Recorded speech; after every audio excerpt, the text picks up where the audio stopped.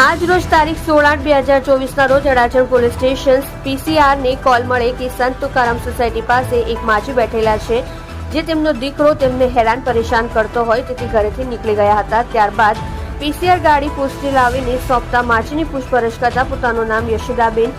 તે પ્રભુદાસ છગનભાઈ ચૌહાણની વિધવા ઉંમર વર્ષ 80 રહેઠાણ A2 સંત તુકારામ સોસાયટી વિભાગ 6 પાલનપુર જકાતનાકા અડાજણ સુરત જણાવેલ હોય અને પોતાના ઘરે જવા માંગતા ન હોય જેથી પોલીસ ઇન્સ્પેક્ટર સાહેબશ્રીની